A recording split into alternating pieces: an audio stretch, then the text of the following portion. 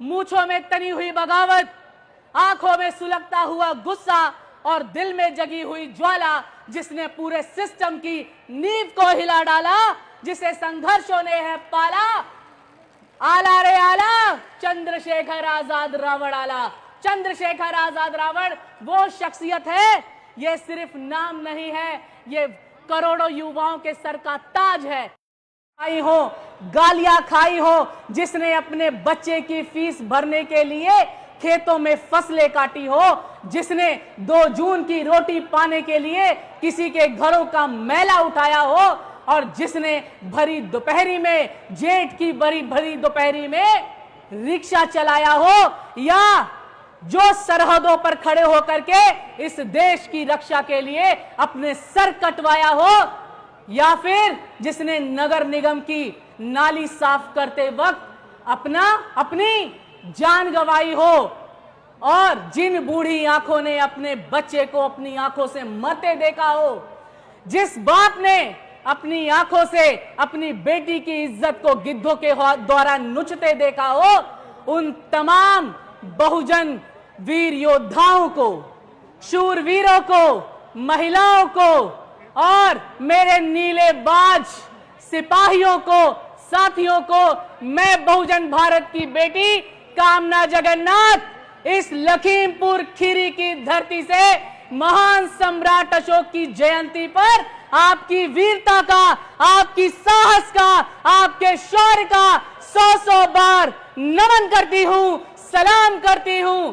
और इस महासंकल्पित रैली में बहुजनों का राजकाज और बहुजनों का सत्ता लाने का संकल्प लेती हूं, और आप सभी से ये कहना चाहती हूं, आप समस्त शूरवीरों से कहना चाहती हूं कि वो मंजर भी देखेंगे जश्न जीत का, वो मंजर भी देखेंगे जश्न जीत का, जिन्होंने कभी हमें नीचे गिराने के ख्वाब सजाए थे, और हमारे कदमों की आहट से कांप रहे हैं वो लोग, हमारे कदमों की आहट से कांप रहे हैं वो लोग जिन्होंने कभी हमें मिटाने के इरादे से आए थे, मिटाने के इरादे से आए थे। और मैं आप सभी बहुजन समाज से, गरीब गुरबा समाज से, शोषित पीड़ित कुपोषित वंचित समाज से आज इस लखीमपुर खीरी की धरती से कहना चाहती हूं कि सौगंध हमें हमारे बहुजन समाज की, सौगंध हमें हमारे बहुजन समाज की 2027 में तस्वीर बदल देंगे हर एक एक गांव की, हर एक एक गांव की। साथियों, लखीमपुर खीरी की धरती पर, इस पावन धरती पर ये भीड़, ये रैली सिर्फ रैली नहीं है, ये इतिहास दोहराने का समय है, इतिहास बदलने का समय है। और मैं अपने शोषित समाज से कहना चाहती हूं कि जो सपना मानवर काशीराम साहब ने देखा था 1964 में, आज वो सपना पूरा करने का दिन आ चुका है। हम फिर से 2027 में आजाद समाज पार्टी काशीराम की सरकार बनाएंगे और बहुजनों का राज स्थापित करेंगे। क्योंकि बहुजनों का राज क्यों जरूरी है, ये मुझे आपको बताने की जरूरत नहीं। साथियों, आज बहुजनों की सबसे बड़ी जरूरत सिर्फ रोटी, कपड़ा और मकान नहीं, बल्कि बहुजनों की सत्ता है, बहुजनों की सरकार है। और ऐसी सरकार नहीं जो अंधी हो, गूंगी हो, लंगड़ी हो, बहरी हो, जिसे बहुजनों का ना दर्द दिखाई देता हो, ना दर्द सुनाई देता हो, जिसे सिर्फ लूटना आता हो, लौटाना नहीं, जिसे सिर्फ गद्दी पर बैठना आता हो, बहुजनों को बैठाना नहीं। हमें ऐसा नेतृत्व चाहिए जो हमें गले भी लगाए, हमें बराबरी के अधिकार भी दे, हमारे आंसू भी पोंछे, और जब जरूरत पड़े तो हमारे लिए लठ भी उठाए और लठ भी चलाए। और जब यूजीसी जैसा बिल आए तो बौखलाए नहीं, बिलबिलाए नहीं, गद्दारी ना दिखाए, बल्कि मूंछों में ताव दे करके पूरे बहुजन समाज के साथ अपने झंडे और डंडे के साथ खड़ा हो जाए। और ऐसा इस भारत देश में सिर्फ एक ही नेता जन्मा है, वो कौन है? चंद्रशेखर आजाद रावण। चंद्रशेखर आजाद रावण।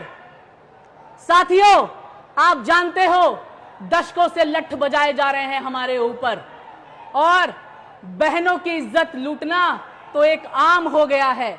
बहनों की इज्जत लूटना एक पेशा बन गया है इस देश के अंदर। आज इस देश में बहुजन बेटी की इज्जत लूटने का मतलब है कि जैसे बनिए की दुकान पर जाकर के एक शीशे की बर्छी से नमकीन निकाल करके खा लेना। अरे गाय का गोबर तो हमें खिला ही रहे थे, अब कुछ दिनों में अपना मल भी खिलाने लगेंगे। गाय का गौमूत्र तो पिला ही रहे थे, कुछ दिनों में अब अपना मूत्र भी पिलाने लगेंगे।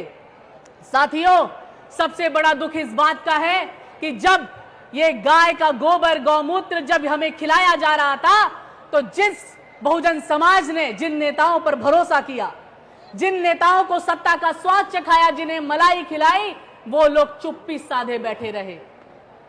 बहुत हो गया ये गाय का गोबर गौमूत्र, बहुत हो गई ये चुप्पी, बस अब और नहीं।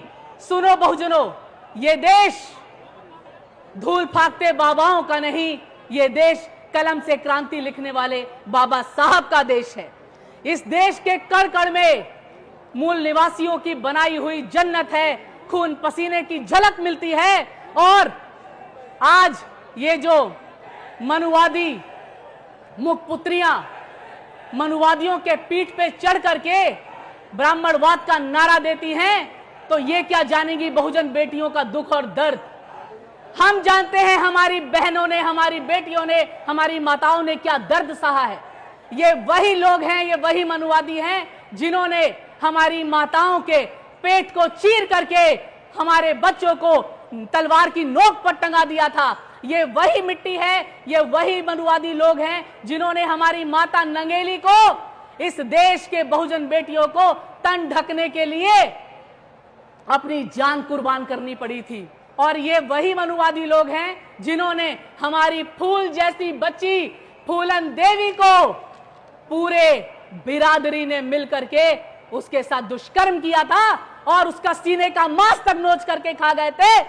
और दुख इससे भी बड़ा यह है कि हमारे बहुजन ये गद्दार नेता सब चुप्पी मार करके बैठे हैं, और आज भी यही हो रहा है।